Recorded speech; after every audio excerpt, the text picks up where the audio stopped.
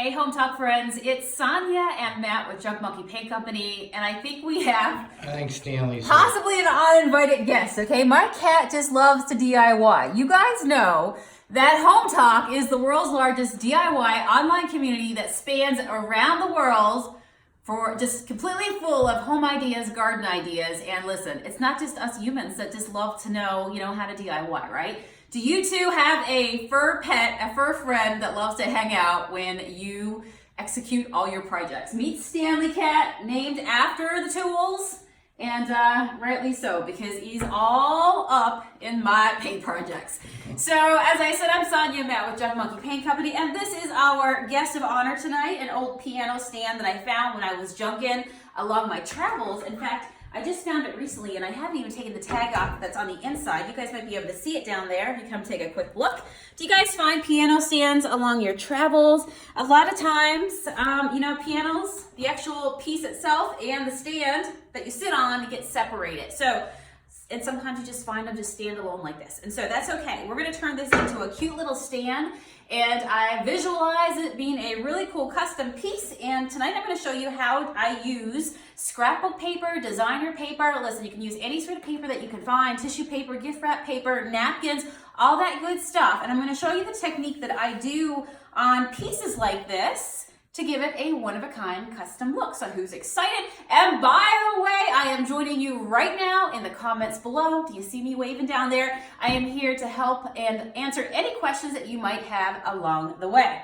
All right, Stanley Cat. Well, I think he's just resting back there. I'm ready to go. So this is some of my paper stash. Does anybody out there, besides me, you're just drawn to paper? Like this one here, it says it's designer paper, but it's just all, it's basically just scrapbook paper that we find along the way. I love to search the clearance sections for any sort of red stickers, that stuff that might be on sale. And also, don't forget to use your coupons when you go to like Hobby Lobby, when you go to Michael's, Joann Fabrics, all those good places, okay?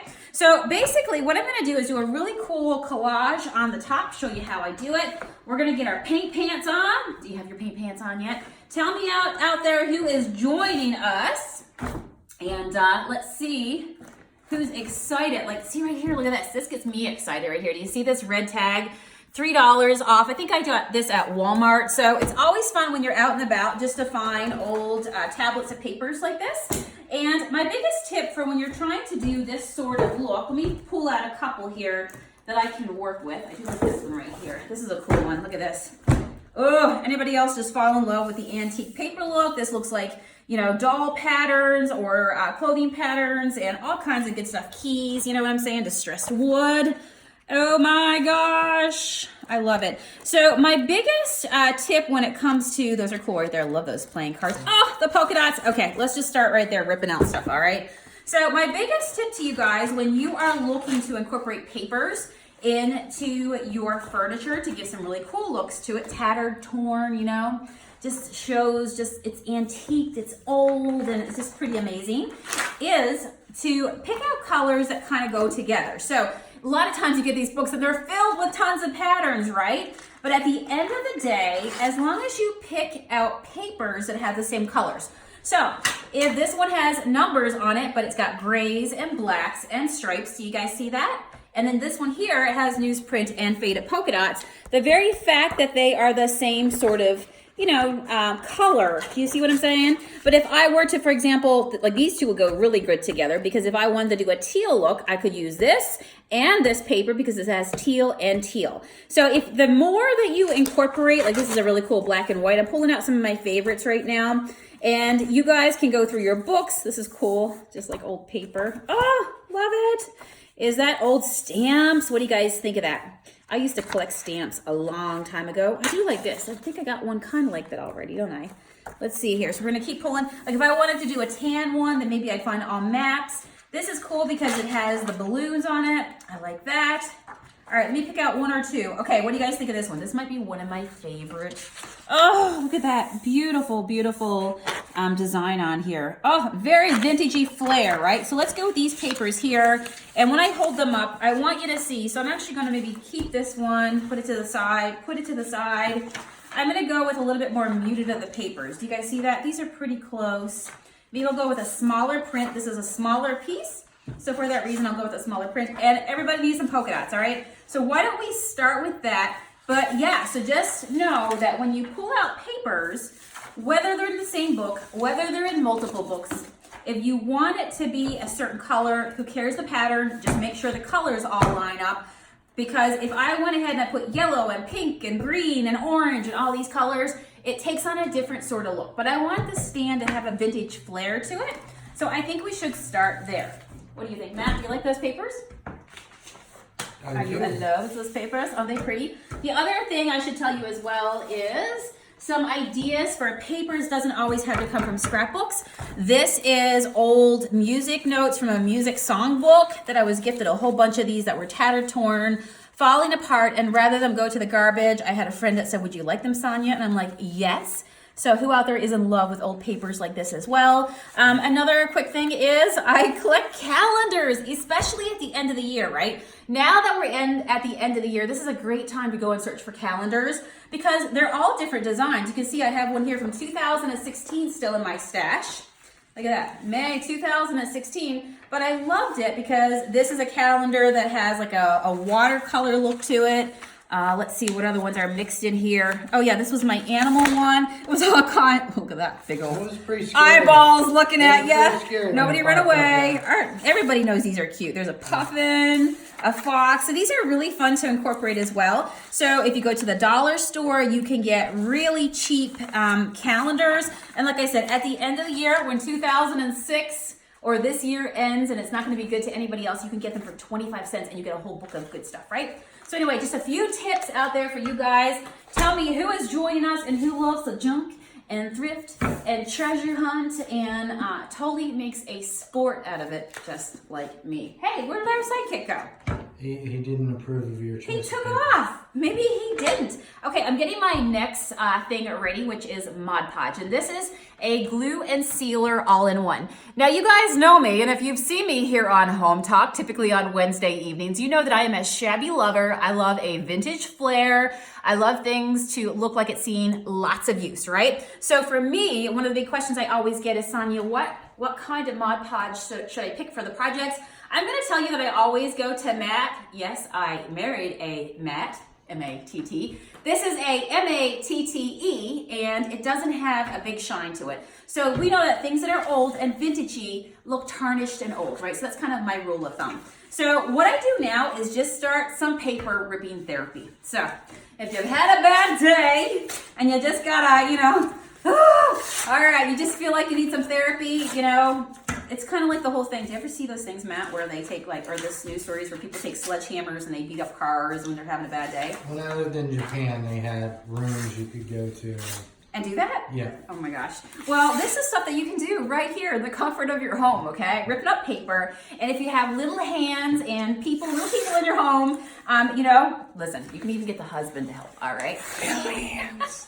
So I'm basically just randomly ripping while I'm looking at the camera because it really doesn't have to be hard. So if you have somebody helping you, if you have some girlfriends working with you, some of your favorite DIYers, you guys are hanging out around the table, just be like, come on, let's just pick out some favorite ones, put them in piles of like what sort of color combos would go together. So we're just gonna pull out a bunch of that. Okay, that's a good one there. I definitely gotta incorporate some of this gorgeous vintage gals who sometimes thinks about how cool it would have been to live at the time when you had to wear like cute little dresses like this. And does anybody out there own a poodle skirt? Or do you watch those shows like, was it Grease that, gives a throwback to all those vintage days or the older days of, oh my gosh, we'll be dancing on the tables. So this here is old sewing machines, weather balloons, crowns. You know what I also love finding is like papers that might have like, for example, queen bees and things like that. That's always nice for this sort of technique. So this is a bunch right here. We'll start with that. We'll put these to the side. And yes, I always like to keep whatever I don't use. I am a repurposer, a recycler. Give me a heart or a yes below if that is you too. And what I love to do is keep this in piles because a lot of times I might be working on just a drawer with this technique or something smaller and I don't need a whole lot of big pieces of paper. So let's just put that to the side and that is gonna start my collection. Okay, so right here for this piece, If anything, all you have to do is clean your piece to get it ready. If you don't know where it came from, I mean, if you're pulling a piece from your home, you probably already know it's clean, right? You're ready to go to town. But sometimes you find pieces like me when you're out thrifting and you're junking maybe by the side of the road, and you have to clean it. So my favorite cleaner is called Krug Cutter. Go grab it at your local hardware store, and then let's just get to the next step, okay? So Mod Podge is a glue and a sealer all in one. I love using it because it's just very easy. You can pick it up pretty much at any craft store. And I'm gonna use a shabby chip brush, just one of these lovely chip brushes that I love to paint with. And we're gonna go ahead and put it down. Now, one thing that I'm gonna definitely encourage you to do is put it down thoroughly a lot, okay? Because some of you guys will have problems with bubbles and things like that. So always start from the middle, push out. That's a tip as well when you're laying down your papers. And try to get it to the edge as close as possible. I'll show you when I bring out the paint part how I fix that part up. But if you are somebody who deals with a lot of bubbles when you tend to use papers, sometimes, believe it or not, it might mean that you're not putting enough of the glue down below it. So you have these air pockets, okay? So, ooh, that's fun. This is the therapeutic part. This is the therapeutic part right here. How much fun is this? Does anybody out there do mixed media? Love to do this sort of thing where maybe you find stuff, I don't know, gift wrap that somebody gave you and you keep it. Matt, does this make you want to take the brush and do a design? Are you feeling invigorated?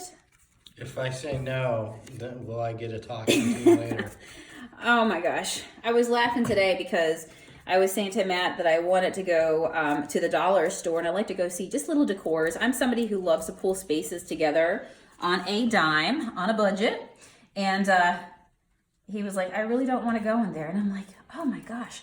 Anybody else? How could you not want to go? Sometimes, that's what I was wondering, right? But sometimes just getting one piece or doing one piece for an entire room makes you feel like your entire room got a whole new lease on life. And all of a sudden, it just... You know, you got one cool soap pump, you found one soap dish, and the next thing you know, you're feeling motivated to clean the space, but also you're really proud of the room, right? It takes on a whole new look. All right, let me get that brush hair right there. One of the tips I always give you guys is that if you're using one of these shabby, cheap chip brushes that gives you amazing results, especially if you love distress and that sort of thing and you're a crafter, always make sure you do a tug before you start because that's a good way to get rid of any sorts of bubbles. I'm sorry, any sorts of bubbles. I'm looking down here, making sure there's no bubbles. Any sorts of hairs that want to fall out or anything like that. So we're gonna put down, not bubbles, we're gonna put down some polka dots. I love polka dots. I love stripes. I love plaid. Tell me the things that you guys look for when you're out picking up pieces. You know, are you drawn to chevron, more florals? Matt, what would you say your style is? Solid colors. Solid colors? I like all colors. I thought you were going to say I love olive because I love all colors. I do see you like olive a lot too. As long as it's black, it's, you know. You like the dark colors? Well, I think you're going to like this because I'm really, you know, I'm thinking about doing the base of this in a color. And this is another tip as well. You just led me down a path that I'm glad you said that. So when you finish painting the rest of your piece, just make sure that I mean, it's not a whole lot to figure out what color you should do. Black, browns are always neutral, timeless classics. But say, for example, I pulled out a navy from here, or I pulled out an orange from the headband of the girl right there, right? Or a yellow or something like that. So I let my papers lead me to determine what the rest, the frame of the piece, the dresser, or anything like that might be. So we're just gonna wing it. Easy peasy, right? Shampoo squeezy. You got it. Guys, I would love it if you would take a moment to share this video. Share the love and the paint therapy and the craft therapy and the DIY therapy. And maybe somebody out there will get some good ideas. And maybe they have a piano stand like this. Maybe they love this sort of look. I am convinced that we need to share the love because when when you're buying things, it is you can save so much money if you buy things that are new to you, secondhand, and then you just put your own look on them, right? The look that you want. So tonight we're playing with not only paint, but we are playing with papers. Ooh, let's get that little, do you see a little hair there that wants to hang out? I have a painter's tarp down below me. And yeah, much like my paint clothes, my painter's tarp as well starts to get all messy, but that's what they're there for. So I wipe my brushes off my painter's tarp. I never try to keep it as clean as possible. I just let the paint fly. And at the end of the day, it just shows where all the projects have happened. So if you have a painter's tarp, it's nice to have that if you're a painter, because you know, when you're in the middle of something and you get a brush hair, you can just like wipe it off in it. Who cares, right? I care, right here. Do you guys ever see the clothes that go on sale where they take like paint splattered clothes that at least they manufacture it to look like it? Can you guys see that right there? Look like it. And it's like paint splattered shirt, $110. And you're like, that's my entire closet. What are you talking about? So the painter's tarp is like that. I'm pretty sure you could probably turn your painter's tarp into curtains or, you know, frame parts of it after you're done with a bunch of projects. Big money. Yeah, right? Big money. But hey, but if you make your own, you get to have the fun along the way. So that way you get to whatever colors you love to paint with. Chances are they're already around your home, right? All right, let me go ahead and fill this spot in, and then you won't have a place to I'm sit painting in my myself. Yes. Yeah, I know, right? You see that? I'm painting myself yourself totally into a out of corner. it. Yeah. All right, and you don't have to get you don't have to cover in all the spots. You see, there's a little bit of this. See, stand this showing is through. where you and I part. You like to have it completely filled in? Yes. Oh my gosh, Matt, really? You know. I could do that for I you if you can't. want it. No. I can make all your dreams come true with paper. Come on now. So we'll put some more right there, because I'm going to show you guys that you can actually add on a second layer as well, okay? So let's do this real quickly so we can keep moving along here. But who is feeling like maybe you're getting some ideas? Another fun thing that you can incorporate, maybe I'll do it right now just to kind of show you guys, is this is something I picked up today at the Dollar Tree. I love to pick up, it says great for catering parties and special occasions. What are they called, Matt? Like Doilies. Is that what it is? Doilies, but they're for like underneath cupcakes. Doilies, Matt's yes. background is food service as an executive chef, so I knew he would know the name on them. So I just get them all different colors. You can get them in pinks and greens and all pretty colors, all different sizes. I'm gonna go with a white, I think, because I think I'm gonna stay with that vintage look. And I do love a doily. Anybody else out there? You know, I've met lots of creative ladies that love to actually collect the real deal doilies. That, you know, the old, truly vintage doilies that somebody has handmade. I think they're so special and beautiful. So you can add things like this into it.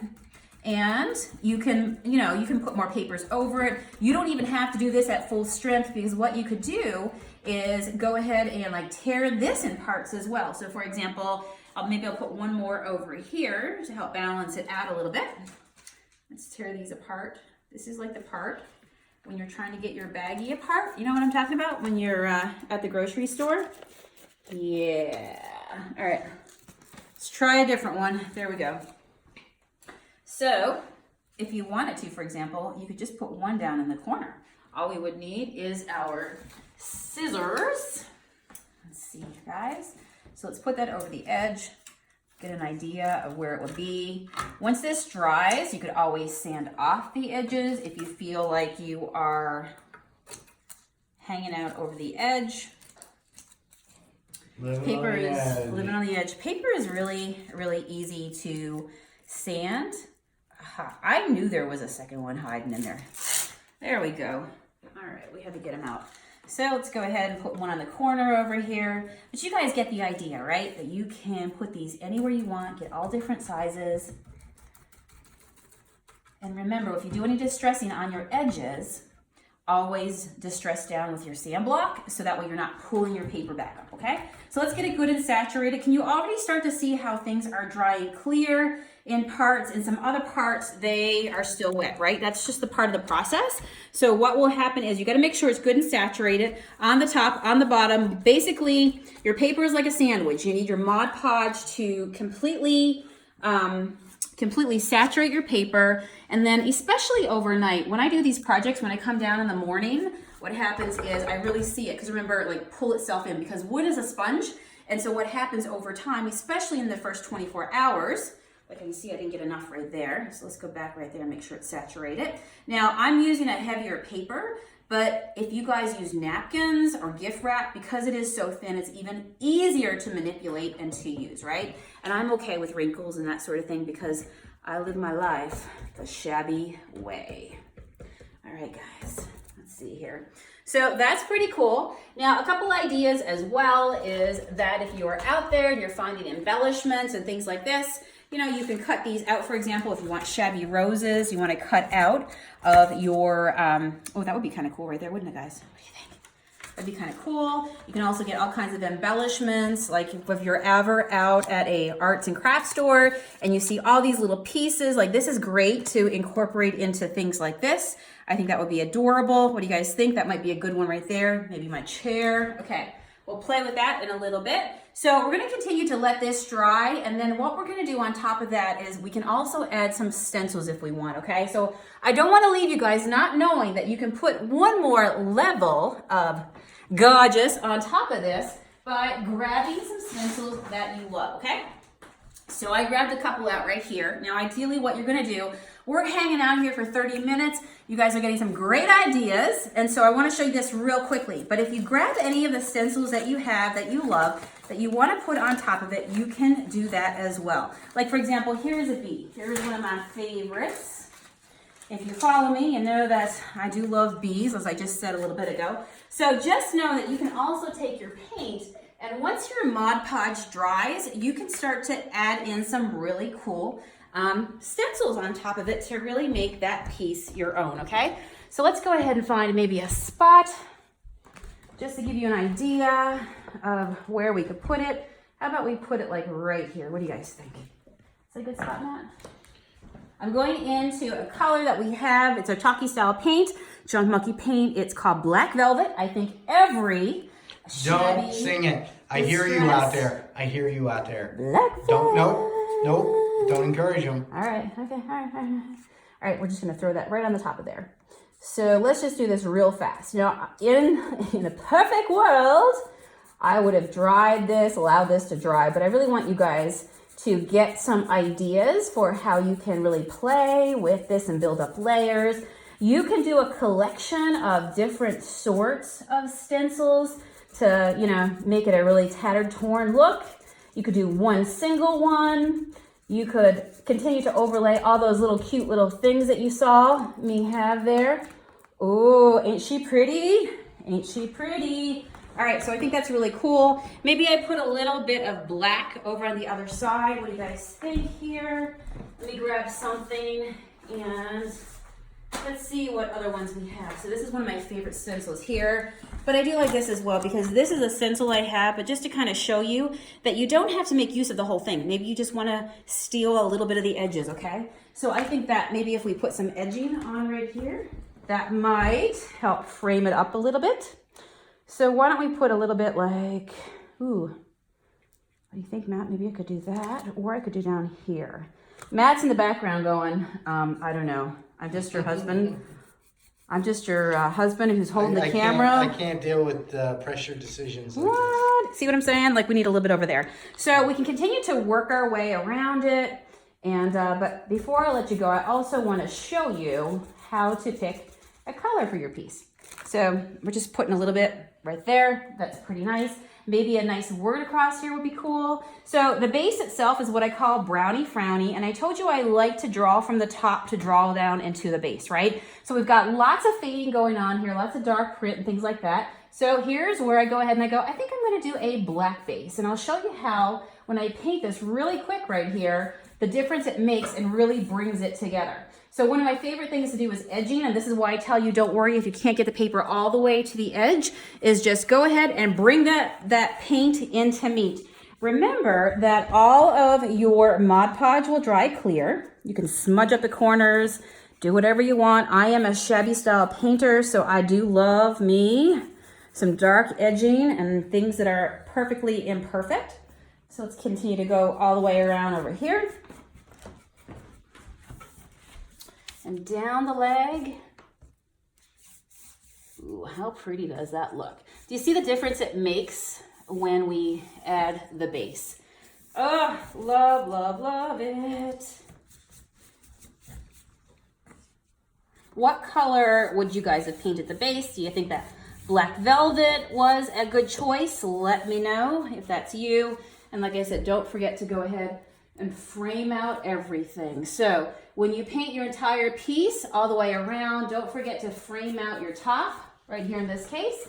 Remember, a picture always looks really cool when you put a frame around it. It takes it to a whole other level. So this is basically the top that I'm working on here. So I can go ahead and I can play with this as much as I want. Now, Matt, how long have we been live here for? 25 minutes. 25 minutes, guys. So we're doing a really quick crash course here for you to show you how you can take a brownie frowny piano stool mismatched that I got for $7.99 using just a collection of papers that I found in my junkin' thrifting travels and turn it into something else. So I'm going to continue to work my way around this. I'm going to add in a few more pieces. I do think adding in some more black up here like I showed you, and I'm going to go through my little stash of doodads in here and pick out some fun stuff that I can continue to add. So I'm going to continue to work on this. That's not a doodad. That's not doodad? That's a doohickey. That's a doohickey. Yes. Oh, good to know. All right. Hopefully you guys have had lots of fun hanging out with us. I am Sonia. And I'm Matt. And this is Matt, and we are so thrilled to host tonight's Home Talk DIY. Hopefully we've served up some good inspiration, some good ideas, and lots of paint therapy. We will see you guys again next week, and don't forget to subscribe so you never miss another awesome creator or creative idea. And if you're interested in Junk Monkey paint, follow the link up above. Or down below. Yep. Thanks to everybody out there watching, and we'll see you again next week. See ya. Bye.